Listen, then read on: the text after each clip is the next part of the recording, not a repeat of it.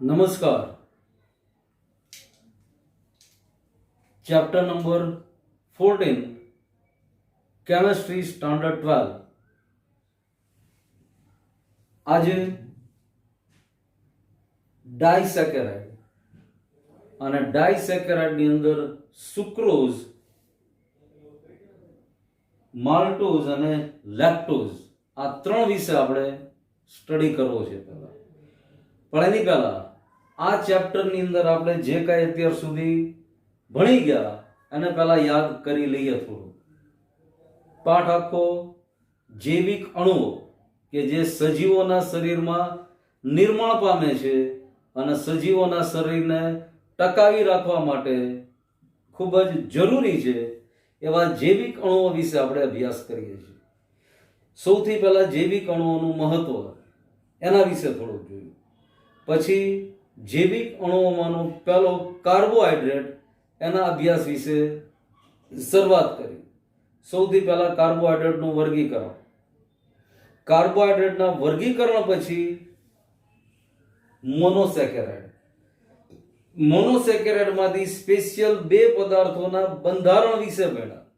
એમાંનો પહેલો પદાર્થ ગ્લુકોઝ અને બીજો ફ્રુક્ટોઝ.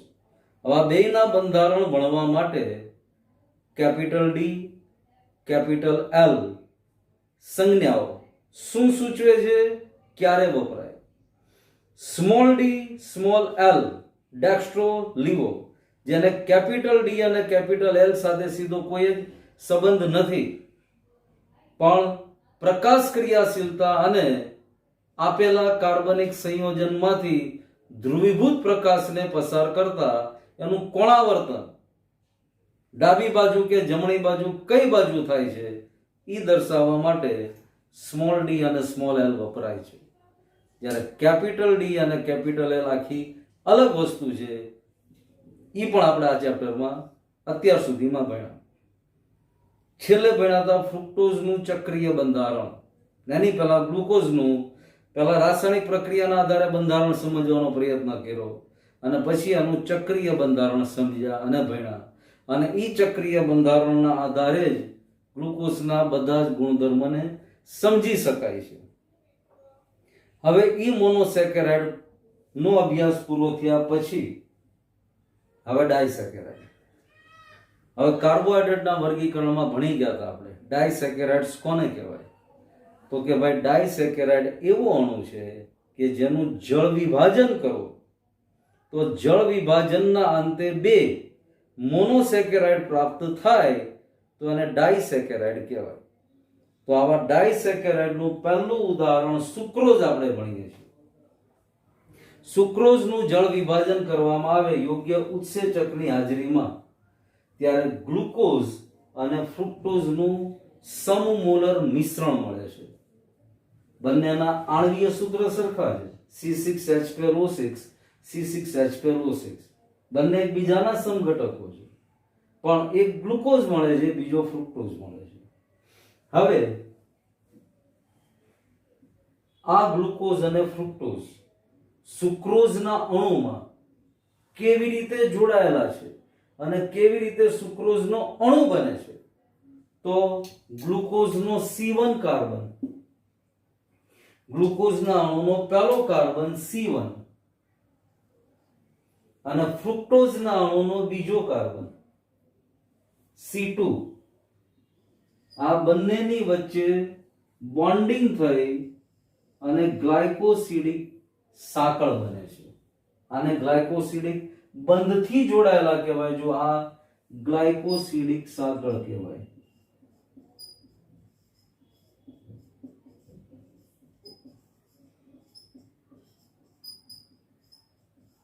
અથવા ગ્લાયકોસિડિક બંધથી જોડાયેલા છે. હવે આ જો આખા ગ્લુકોઝનું બંધારણીય સૂત્ર છે. હવે ગ્લુકોઝનો પહેલો કાર્બન C1 આ ફ્રુક્ટોઝનું બંધારણ છે અને ફ્રુક્ટોઝનો બીજો કાર્બન, જો પહેલો કાર્બન CH2OH થી શરૂઆત થાય, અહીંયા બીજો કાર્બન, અહીંયા C1, અહીંયા C2. આ બંનેની વચ્ચે ઓક્સિજન જે ગ્લાયકોસિડિક બંધ અથવા ગ્લાયકોસિડિક સાંકળ તરીકે ઓળખાય અને આવી રીતે આખો જ સુક્રોઝનો અણુ બનેલો છે. હવે અહીંયા ગ્લુકોઝ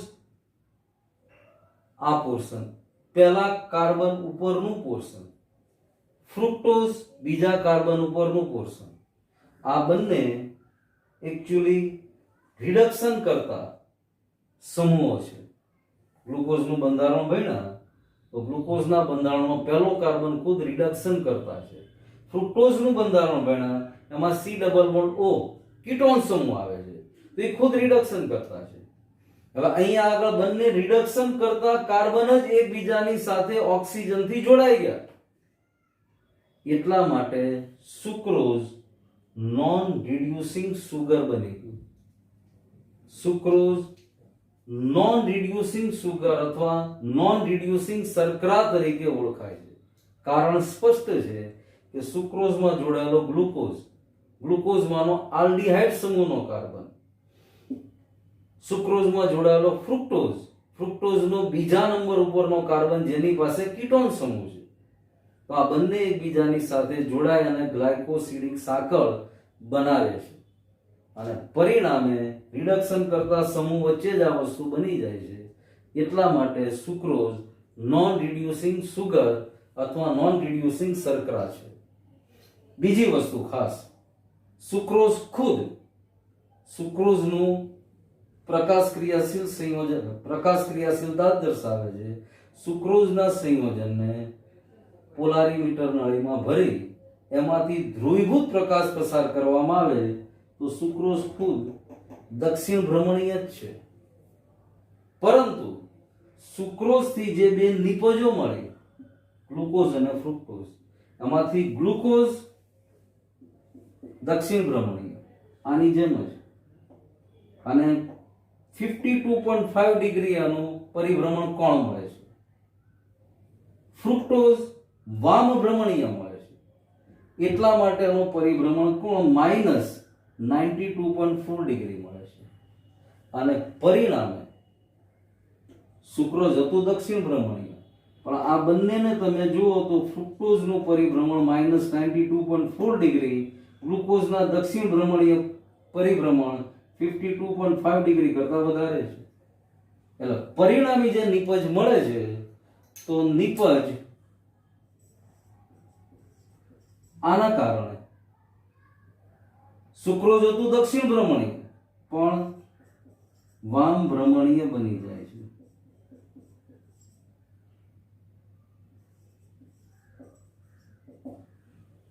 જો બરાબર સમજો આ વસ્તુ, સુક્રોઝનું દ્રાવણ દક્ષિણ ભ્રમણીય છે.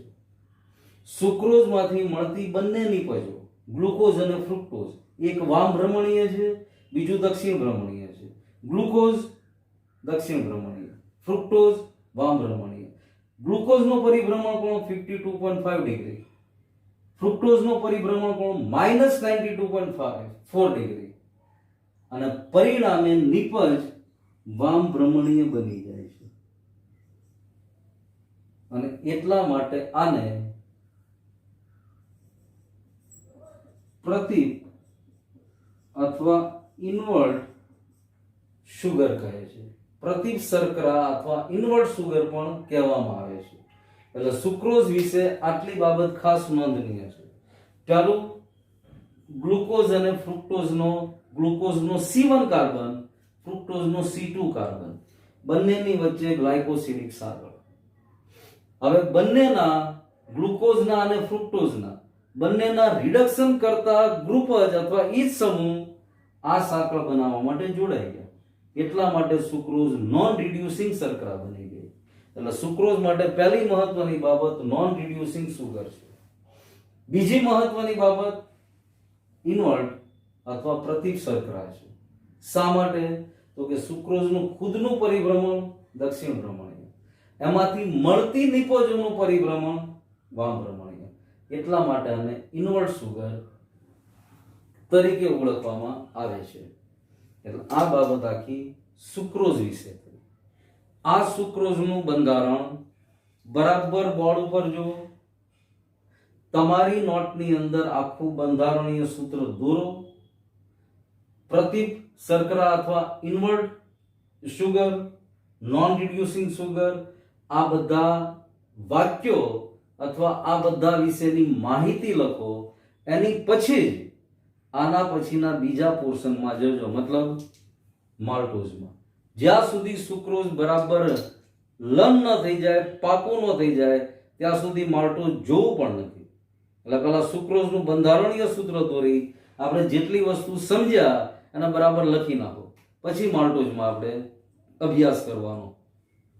હવે સુક્રોઝ પછી માલ્ટોઝ અને લેક્ટોઝ. માલ્ટોઝ સામાન્ય રીતે જે ધાન્ય પ્રકારના ખાદ્ય પદાર્થો છે, દાખલા તરીકે જવ, એમાંથી પ્રાપ્ય બને છે.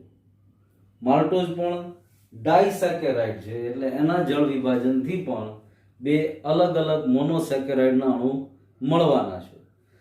હવે જો માલ્ટોઝનું જળ વિભાજન કરીએ તો આલ્ફા ડી ગ્લુકોઝ અને આલ્ફા ડી ગ્લુકોઝ આ બંનેનું મિશ્રણ મળે છે, સમમોલર મિશ્રણ મળે છે.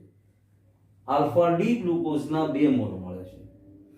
હવે અહીંયા આલ્ફા ડી ગ્લુકોઝ અને આ પણ આલ્ફા ડી ગ્લુકોઝ, અને વચ્ચે પહેલા આલ્ફા ડી ગ્લુકોઝનો પહેલો કાર્બન અને બીજા આલ્ફા ડી ગ્લુકોઝનો ચોથો કાર્બન.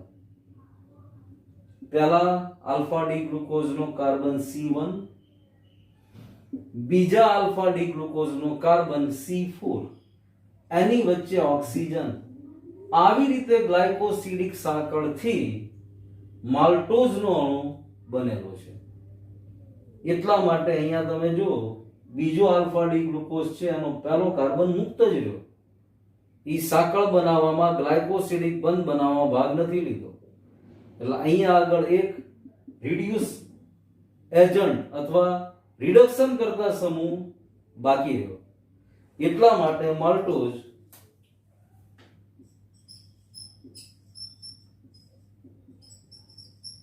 રિડ્યુસિંગ સુગર અથવા રિડ્યુસિંગ શર્કરા તરીકે ઓળખાય છે. સુક્રોઝ નોન રિડ્યુસિંગ શર્કરા હતી, કારણ કે બે મોનોસેકેરાઇડ એવી રીતે એકબીજાની સાથે ગ્લાયકોસિડિક બંધથી જોડાઈ ગયા કે બંનેના રિડક્શન કરતા સમૂહ એમાં જોડાઈ ગયા. જ્યારે અહીંયા પહેલા કાર્બનનો આલ્ડિહાઇડ વાળો કાર્બન ગ્લાયકોસિડિક બંધમાં ભાગ લે છે, પણ બીજો જે આલ્ફા ડી ગ્લુકોઝ છે એનો પહેલો કાર્બન મુક્ત છે. એટલા માટે માલ્ટોઝ રિડ્યુસિંગ સુગર અથવા રિડ્યુસિંગ શર્કરા છે. એવી જ રીતે લેક્ટોઝ સામાન્ય રીતે દૂધમાંથી મળે છે. હવે લેક્ટોઝ નું જળ વિભાજન કરવામાં આવે ત્યારે બરાબર માર્ક કરજો, એકદમ નવા જ પદાર્થ ની વાત આપણી સામે અહીંયા આગળ આવશે કે જે અત્યાર સુધી આપણે આ પાઠમાં ચર્ચા નથી કરી. ગેલેક્ટોઝ, બીટા ડી ગેલેક્ટોઝ અને બીટા ડી ગ્લુકોઝનું સમમોલર મિશ્રણ મળે છે. હવે ગેલેક્ટોઝ પણ મોનોસેકેરાઇડ છે,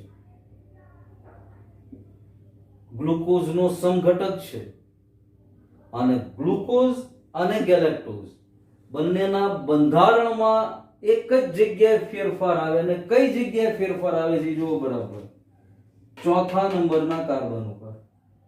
આ ગેલેક્ટોઝનું બંધારણીય સૂત્ર છે ને એની ઉપર ગ્લુકોઝનું બંધારણીય સૂત્ર છે. બંનેને બોર્ડ ઉપર એટલા માટે જ સાથે રાખ્યા છે. હવે ગેલેક્ટોઝની અંદર બરાબર જુઓ H ની પોઝિશન, અને ગ્લુકોઝમાં જુઓ ચોથા કાર્બન ઉપર H ની પોઝિશન. અહીંયા હાઇડ્રોજન અને હાઇડ્રોક્સિલ સમૂહ H અને OH ગ્લુકોઝમાં જે પોઝિશનમાં ગોઠવાયેલા છે એની કરતા અલગ જ રીતે ચોથા કાર્બન ઉપર ગેલેક્ટોઝમાં હાઇડ્રોક્સિલ સમૂહ અને હાઇડ્રોજન ગ્લુકોઝ કરતા અલગ રીતે ગોઠવાયેલા છે. એટલે આખો પદાર્થ જ બદલાઈ ગયો અને ગેલેક્ટોઝ કહેવાય. હવે ગેલેક્ટોઝનો પહેલો કાર્બન જે ગ્લુકોઝની જેવો જ છે, રિડક્શન કરતા કાર્બન છે. હવે આ ગ્લુકોઝનો ગેલેક્ટોઝનો પહેલો કાર્બન અને બીટા ડી ગ્લુકોઝનો ચોથો કાર્બન, આ બંને વચ્ચે ઓક્સિજન જોડાય ગ્લાયકોસિડિક સાંકળ બને. અને અહીંયા માર્ક કરો ઉપર માલ્ટોઝની જેમ જ બીટા ડી ગ્લુકોઝનો પહેલો કાર્બન જે રિડક્શન કરતા સમૂહ ધરાવે છે એ મુક્ત રહ્યો. એટલા માટે લેક્ટોઝ પણ રિડ્યુસિંગ સુગર અથવા રિડક્શન કરતા સુગર શર્કરા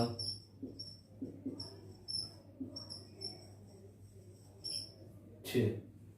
આ પણ રિડ્યુસિંગ સુગર, માલ્ટોઝ પણ રિડ્યુસિંગ સુગર. માત્ર સુક્રોઝ, આપણે જે 3 ડાયસેકેરાઇડ ભણ્યા એમાં માત્ર સુક્રોઝ જ નોન રિડ્યુસિંગ સુગર છે. એટલે હવે ફરી એકવાર આ બંનેના બંધારણ અને શેમાંથી કયા બે મોનોસેકેરાઇડના યુનિટથી જોડાયેલા છે એ બરાબર જોઈ લો.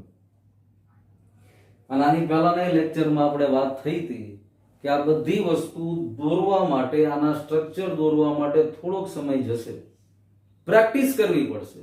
પણ એકવાર આને દોરતા આવડી ગયા પછી આ યાદ રાખવું એકદમ ઈઝી થઈ જશે. એકદમ સરળતાથી આને યાદ રાખી શકાય છે. સુક્રોઝ તો ગ્લુકોઝ વત્તા ફ્રુક્ટોઝનું મિશ્રણ. માલ્ટોઝ આપણી સામે જ છે, 2 આલ્ફા ડી ગ્લુકોઝ ના સમમોલર મિશ્રણ. લેક્ટોઝ ગેલેક્ટોઝ અને ગ્લુકોઝ.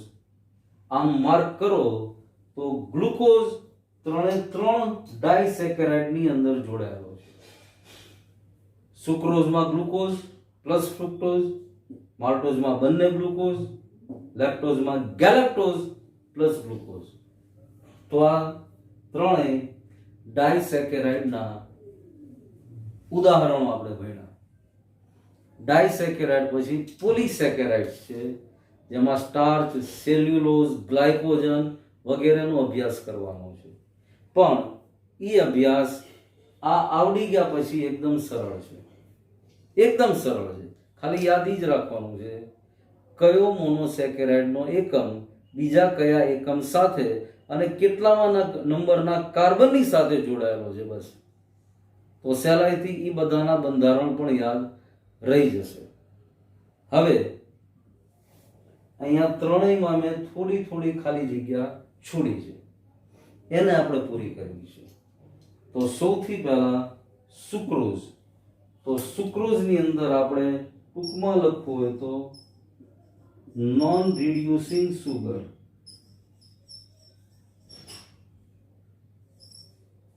અને બીજો મહત્વનો પ્રતિપ શર્કરા અથવા ઇન્વર્ટ સુગર. આ બે મહત્વના ટોપિક સુક્રોઝમાં ભણ્યા આપણે. ઇન્વર્ટ સુગર એટલા માટે સુક્રોઝનું પરિભ્રમણ અને એમાંથી મળતી નિપજનું પરિભ્રમણ બંને અલગ અલગ જોવા મળ્યું. એટલા માટે ઇન્વર્ટ સુગર અથવા પ્રતિપ શર્કરા. માલ્ટોઝમાં લખવું હોય તો રિડ્યુસિંગ સુગર. લેક્ટોઝમાં લખવું હોય તો પણ રિડ્યુસિંગ સુગર. એટલે માત્ર સુક્રોઝ નોન રિડ્યુસિંગ સુગર છે, માલ્ટોઝ અને લેક્ટોઝ બંને રિડ્યુસિંગ શર્કરા અથવા રિડ્યુસિંગ સુગર છે. હવે આની પછીનો જે ટોપિક છે પોલીસેકેરાઇડ્સ, એને અત્યારે ભણવો નથી. એ આની પછીના લેક્ચરમાં ભણશું.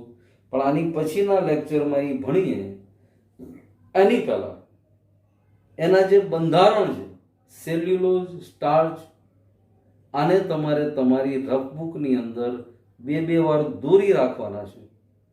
એની પછી જ આપણે આ ભણશું.